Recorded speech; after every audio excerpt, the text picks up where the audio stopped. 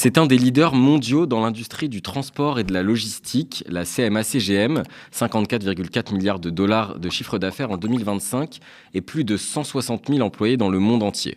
Son PDG, Rodolphe Saadé, est un homme d'affaires franco-libanais dont l'influence ne cesse de grimper, sur le terrain des médias notamment.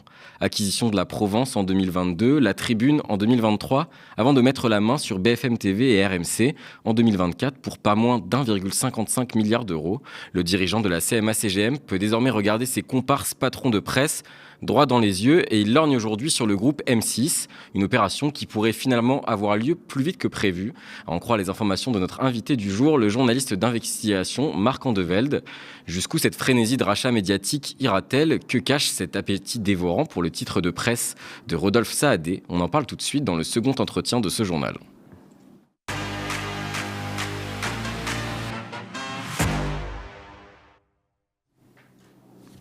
Marc Andevelde, bonsoir. Bonsoir. Merci d'être avec nous sur le plateau du Média. Pour commencer, est-ce que vous pouvez nous rappeler un peu où on en est là actuellement sur le dossier du rachat d'M6, qui n'est pas un dossier nouveau finalement? Non, c'est pas un dossier nouveau parce qu'en fait, les grandes manœuvres avaient commencé en 2022 déjà. Il y avait eu un projet de fusion avec TF1, TF1 M6, projet de fusion qui a échoué, a chopé, parce que l'autorité de la concurrence avait considéré que c'était une situation monopolistique. On pourra revenir après pourquoi. Et à l'époque, il y avait déjà CMA-CGM, donc le groupe de la famille Saadé, l'armateur mondial franco-libanais. Il y avait également Xavier Niel sur les rangs, il y avait également Daniel Kretinsky. En gros, il y avait tous les milliardaires qui s'intéressent beaucoup aux médias en dehors de Bolloré et qui s'intéressaient à M6. Et pourquoi ils s'intéressent à M6? En fait, la raison est assez simple, c'est qu'avec les GAFAM d'un côté et de l'autre côté les plateformes de contenu, enfin de streaming plutôt, type Netflix ou autre, le marché publicitaire télévisuel s'est écroulé ces dernières années de manière assez conséquente.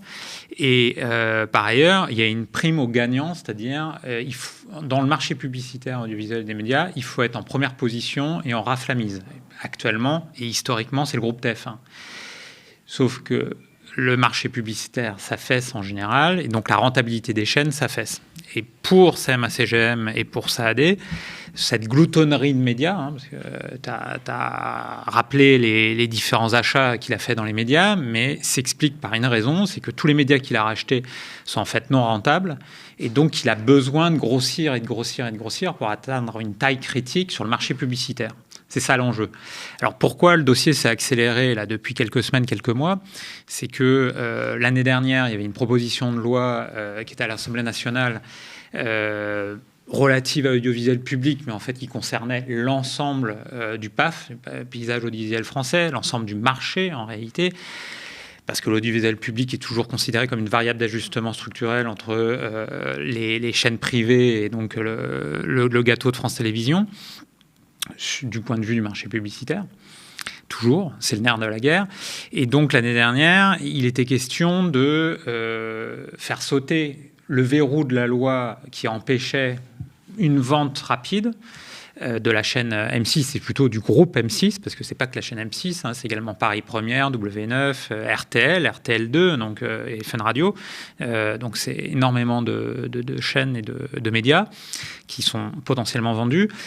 Et cette loi-là, cette proposition de loi, touchait le point important du verrou de la loi, parce que actuellement, quand il y a un renouvellement ou une acquisition de licence de diffusion par l'Arcom, on ne peut pas vendre, enfin le propriétaire qui récupère cette licence de diffusion ne peut pas revendre sa chaîne ou son groupe pendant 5 ans. Et donc, du coup, là, cette proposition de loi permettrait de faire évoluer cette réglementation-là. Cette proposition de loi, en fait, il y a eu un lobbying l'année dernière de tous les acteurs audiovisuels pour accélérer le délai, de passer de 5 ans à 2 ans, voire à 1 an. Et il y a eu du lobbying auprès de Rachida Dati, qui était ministre de la Culture et de la Communication avant les municipales. Et là, mes dernières informations, c'est ce que j'ai dévoilé la semaine dernière sur ma newsletter, en fait, ce qui se passe, c'est que la dégradation du marché publicitaire s'accélère à tel point que les acteurs privés, c'est-à-dire tant le groupe Bertelsmann, qui est donc le groupe allemand qui est actuellement et historiquement, depuis le début des années 90, actionnaire de M6 et de toutes les chaînes que j'ai citées, tant Bertelsmann que les potentiels acheteurs veulent en fait mettre en place des montages financiers Donc ça se fait à l'ombre des banquiers d'affaires qui sont sur la place. Chacun a ses banquiers d'affaires, chacun a ses avocats d'affaires. Et donc, en ce moment, il y a un gros brainstorming pour savoir comment contourner la loi. Parce qu'en fait, la proposition de loi avec le timing politique jusqu'à la présidentielle passera pas. Et donc, en fait, ils veulent quand même passer le plus rapidement possible en essayant de mettre en place des montages qui peuvent contourner la loi. Tout en les dispositions, ce qu'on appelle les dispositions antitrust, et donc ça, on revient à la question de TF1, pour le gâteau publicitaire, parce que TF1, c'est 70% du marché publicitaire télévisuel. Et de l'autre côté, quand ce n'est pas les dispositions antitrust, c'est les dispositions du délai de rachat d'une chaîne ou d'un groupe médiatique quand il y a eu une licence qui a été accordée. Donc c'est aussi pour cette raison, je crois que TF1 et M6 n'avaient pas pu fusionner à l'époque. C'était pour éviter qu'ils aient un poids trop gros sur... Voilà. Alors, en 2022, TF1 et M6 n'avaient pas pu fusionner principalement parce que l'autorité de la concurrence avait refusé cette fusion d'une certaine manière. Enfin, en tout cas, avait expliqué que si fusion il fallait qu'ils vendent soit M6, soit TF1. Donc, en fait, l'intérêt de la fusion disparaissait. Et là, il y a un choc juridique qui est en train d'évoluer aussi à force de lobbying et aussi d'une réalité économique du secteur des médias. C'est que en 2022, l'autorité de la concurrence considérait que le marché de l'audiovisuel, c'était le marché de la télé. Et le marché de la pub, c'était le marché de la télé. Hertzienne, en fait, traditionnelle, enfin hertzienne, de la TNT, quoi. Ou des box, mais enfin globalement de ces canaux-là traditionnels de diffusion de chaînes. Alors que l'argumentaire de TF1 et de l'ensemble des acteurs de l'audiovisuel privé, c'était de dire, mais non, maintenant, nos concurrents, c'est les plateformes américaines, Netflix, Amazon et compagnie, Apple, et donc on a besoin de se regrouper, comme on dit dans le jargon des banquiers d'affaires, de consolider, donc de fusionner les différents supports.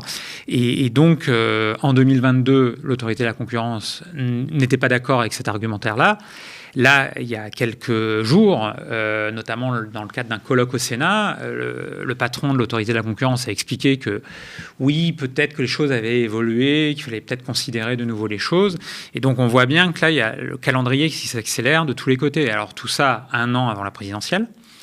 CMA-CGM, c'est pas n'importe quel groupe, et Rodolphe Saadé non plus, parce que, tu vas peut-être le rappeler, mais bénéficie d'une exception fiscale gigantesque, au nom du fait que c'est un armateur avec soi-disant énormément de coûts.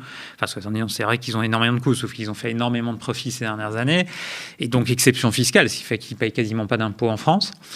Et donc, ils ont toujours cherché, pourquoi ils font des acquisitions de médias, et notamment là, sous la Macronie, c'est qu'ils ont voulu se faire bien voir du pouvoir et de Macron, très clairement.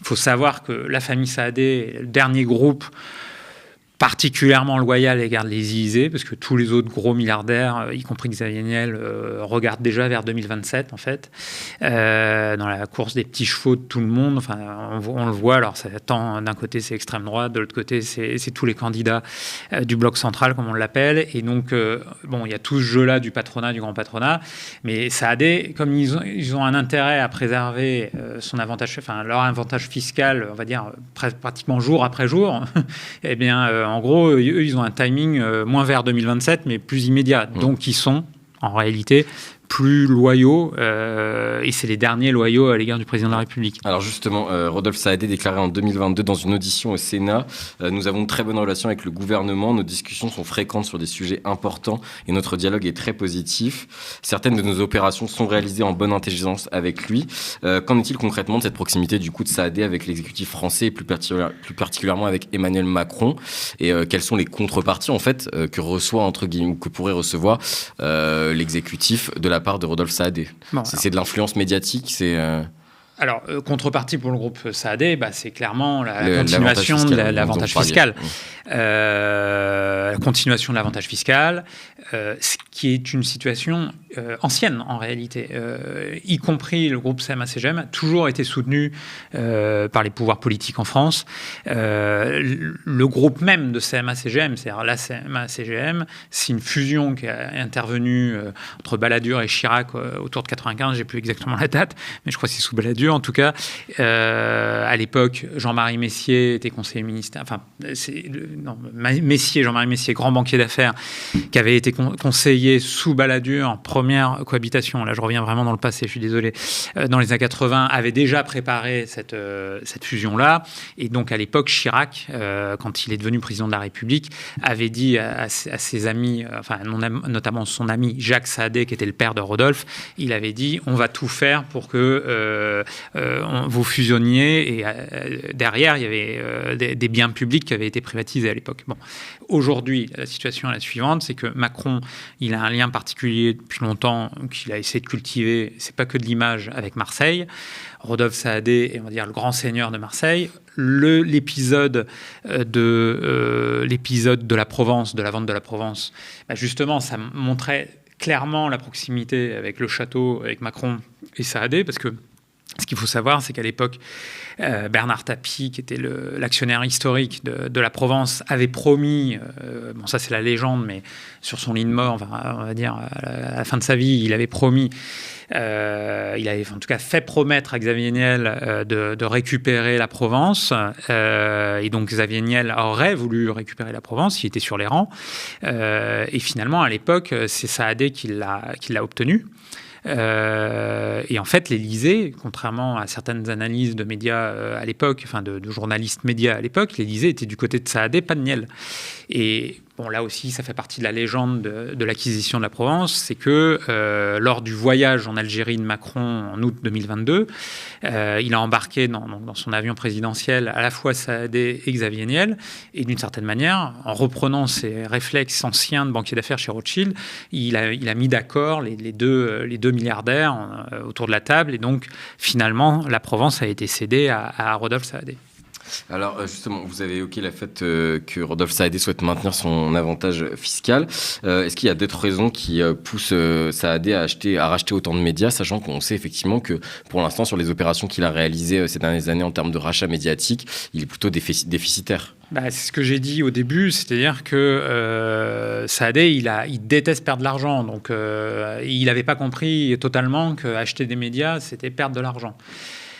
Ce qui montre qu'il est plus dans une stratégie d'ailleurs de se faire bien voir du pouvoir, plus qu'une stratégie réelle d'influence et d'influencer, on va dire, l'opinion, ou même si clairement c'est pas une chaîne, les chaînes qu'il a sont pas des chaînes révolutionnaires de gauche, mais bon, ça va sans dire. Mais ce que je veux dire, c'est que Saadé, c'est un financier froid, il regarde les résultats, et donc d'ailleurs il y a eu des annonces d'éventuels licenciements, réduction des équipes. Voilà, la Tribune, d'ailleurs, la rédaction de la Tribune pour laquelle j'ai bossé il y a quelques années, est en grève et en mouvement, en mobilisation. Donc il y a une vraie volonté de Saadé de rationaliser son groupe média, quoi, en gros, de couper, quoi. Il s'intéresse pas à l'info, c'est pas un homme de presse, pas du tout. D'ailleurs, c'est pas totalement lui qui s'occupe du groupe de presse, c'est sa sœur, je crois, si je me souviens bien. C'est la famille, parce qu'il y a la sœur, il y a son épouse. En gros, tout le monde a son mot à dire sur ça. Et dans ce contexte-là, en fait, je reviens à ce que je disais au début, son enjeu, c'est de trouver la taille critique pour avoir au moins la surface nécessaire pour récupérer un minimum de rentabilité en termes de recettes publicitaires. Voilà. C'est aussi bête et méchant que ça, de ce point de vue-là. Donc vous pensez quand même que s'il a acheté à l'origine ces médias, c'est pour se garantir de nouvelles rentes financières plutôt que pour acheter de l'influence? Non, j'ai pas dit ça. J'ai dit il n'achète pas de médias pour particulièrement influencer l'opinion publique ou pour se faire bien voir d'une partie de l'establishment, par exemple. Ça a pu être la volonté de Xavier Niel il y a 10 ans, 15 ans, quand il avait récupéré Le Monde, ou la volonté d'un Vincent Bolloré qui en plus a une volonté éditoriale forte en plus, mais je dis en plus que d'intérêt économique. Saadé, son enjeu, c'est, comme je l'ai dit, de se faire bien voir en pouvoir. Donc il y a quand même une question d'influence, mais on va dire, c'est dans la relation qu'il peut avoir avec l'Élysée, en fait. L'Élysée principalement, parce que on est encore dans un système très, très hiérarchisé malgré la situation politique actuelle. Donc voilà, c'est son intérêt au départ. départ, c'était ça. D'ailleurs, il a monté en place la tribune dimanche en contre le JDD. Et donc, il y avait vraiment une volonté de se faire bien voir. D'une partie de la Macronie aussi. Parce que tout le jeu, et moi, ça, c'est ce que j'ai expliqué dans mes enquêtes, c'est que sur toute une période, en fait, les relations entre Bolloré et Macron étaient de nouveau réchauffées. Et que donc, en fait, ça explique pourquoi la Macronie a énormément utilisé le JDD bolloréen, on va dire, pour faire leur communication et voire même continuer. Tout ça, c'est le rapprochement des droites. Enfin bon, c'est des choses que j'ai pu expliquer déjà. Donc, tout ça est à relativiser. Reste que on est face à un mouvement de concentration qui s'accélère du côté des grands propriétaires de médias. Donc, il va y avoir de la casse sociale, il va y avoir de la casse éditoriale. Et ça va bouleverser également, potentiellement, le jeu de la production audiovisuelle. Donc, certes, M6, une chaîne grand public qui fait peu de mieux-disant culturel, comme on dit, mais sauf que ce qu'il faut voir, et c'est ce que j'ai dit depuis le début de l'intervention, c'est que derrière, c'est la question de l'audiovisuel public, tant radiophonique que télévisuel, parce qu'ils ont un pied sur le marché de la pub, et y compris la presse écrite. Tout ça se tient, en fait, en réalité. C'est autant la question des aides à la presse, de la publicité, et de la publicité sur l'ensemble des marchés médias. Et donc, forcément, l'annonce d'une accélération du dossier intéresse de fait, et voire inquiète aussi pas mal de gens dans le secteur, parce qu'un phénomène de concentration fait que, clairement, ça aboutit à encore une raréfaction des opportunités éditoriales, y compris pouvant toucher le service public, je pense très clairement, notamment sur les émissions d'enquête, sur le plan journalistique. Voilà, tout système de concentration dans les médias, c'est mauvais. Voilà. Alors justement, sur la question de l'indépendance éditoriale, j'aimerais qu'on écoute Rodolphe Saadé lorsqu'il venait de racheter BFM RMC. Je ne vais pas revenir sur l'épisode de la Provence où il y a eu une qui n'était pas bonne. La direction a pris ses responsabilités. Je les soutiens à 1000%. Maintenant, on est passé à autre chose. La Provence est en discussion avec la direction pour mettre en place une charte pour que tout le monde se sente à l'aise. Je n'ai pas vocation, moi, à intervenir dans l'éditorial de la Provence ou des médias de manière générale. Moi, ce que j'essaie de faire, c'est développer ces médias-là, leur donner des moyens financiers pour se développer. 2 ans plus tard, on voit que finalement, il commence déjà à couper, comme on en parlait un petit peu. Oui, parce que ça, c'est les éléments de langage que lui ont transmis ses communicants. Ses communicants, c'est Anne Méo, Image 7, mais également Havas, Stéphane Fuchs. Voilà, bon, ça, c'est les beaux éléments de langage au début. Il a voulu expliquer que la tribune dimanche, c'était donc le centre face à l'extrême droite constituée par le JDD. C'est pas lui qui a dit ça, mais c'est ses équipes. Au bout du compte, ça revenait à ça. Donc, il a voulu avoir une stature de chevalier blanc, on va dire, au niveau du bloc central, on va dire de la Macronie finissante. C'est pas comme ça que ça fonctionnait. En fait, il s'est aperçu que déjà le fonctionnement de médias, c'est un peu compliqué, tant dans ce qui est la spécificité de l'information que la vie d'une rédaction, que la direction d'une rédaction. Et donc très vite, il y a eu beaucoup d'impairs réalisés, tant à la Provence qu'à la Tribune d'ailleurs pour les supports de presse, parce qu'il y a eu des licenciements, sur la Provence, il y avait eu un épisode également d'une une qui avait été mis de côté, et puis finalement le directeur de la rédaction de l'époque s'était affronté à l'actionnaire. Enfin bon, il y a eu tout un tas d'épisodes qui montrent, on va dire, le chose classique du terme. Quand il y a des grands propriétaires qui récupèrent des médias, c'est jamais pour être dormant, en fait. Ça fait partie de la fable. L'ascension de Rodolphe Saadé dans le petit groupe des manias de la presse française, elle est quand même assez fulgurante, notamment ces dernières années. Est-ce que après M6, il y a d'autres cibles, d'autres médias qui sont dans son viseur ? Alors ça, pas à ma connaissance directement, parce qu'il faut dire chaque milliardaire pose ses jalons. Là, on voit Challenge qui est racheté par Bernard Arnault et compagnie. Ce qu'il faut savoir, c'est que par rapport à ce que j'avais commencé à expliquer sur Macron-Saadé, il y a aussi un autre élément important, c'est que le premier quinquennat avait été marqué énormément par la présence donc d'Alexis Kohler, secrétaire général de l'Élysée. Ça a continué jusqu'à l'année dernière d'ailleurs. Kohler était en poste jusqu'à l'année dernière. Et Kohler, on connaît sa proximité. Maintenant, d'ailleurs, il est mis en examen pour prise illégale d'intérêt potentiel sur l'affaire qu'on appelle l'affaire MSC, qui est le numéro 1 mondial des armateurs, qui est un groupe facialement italo-suisse. Et donc, MSC est concurrent de CMA-CGM. Donc, il y avait aussi cet enjeu-là de peser davantage en termes de lobbying auprès des pouvoirs publics français de la part de CMA-CGM. Mais de la part de Macron, il y avait également une volonté de rééquilibrer les pouvoirs, on va dire, au sein de l'Élysée, du château, de la Macronie, on va dire, entre MSC et CMA-CGM, on va dire. Et donc, j'ai un commentaire fait par un ancien macroniste qui m'a toujours dit, entre Le Havre, alors pourquoi Le Havre? Parce que c'est Édouard Philippe, mais c'est également un port où MSC est présent en gestion du port. Hein. MSC a une filiale de gestion de port qui s'appelle TIL en particulier. Par exemple, c'est MSC qui est en train de récupérer la gestion du canal de Panama, récupéré aux Chinois. C'est en train de se faire là. C'est important. Les armateurs sont des acteurs géopolitiques majeurs. Hein. Donc, dans ce jeu-là, interne à la Macronie, j'ai un commentaire qui m'avait été fait d'un ancien macroniste qui me disait, en fait, entre Le Havre, donc Édouard Philippe, MSC, et Marseille, CMA-CGM et Macron, c'est un peu la diagonale du fou. Voilà. En gros, il y a ces jeux de lutte en coulisses qui sont plus importants qu'on pourrait y croire, en tout cas du point de vue de la Macronie. Et de ce qui reste de la Macronie. Merci Marc Andevelde. Alors on peut vous suivre sur votre Substack, il me semble. Oui, ma newsletter qui est sur Substack, Marc Andevelde, tout attaché, .substack.com. Et voilà, vous pouvez me suivre et vous inscrire et vous abonner. Voilà. Merci beaucoup en tout cas de nous avoir apporté cet éclairage sur le cas de Rodolphe Saadé et donc du rachat potentiel du groupe M6.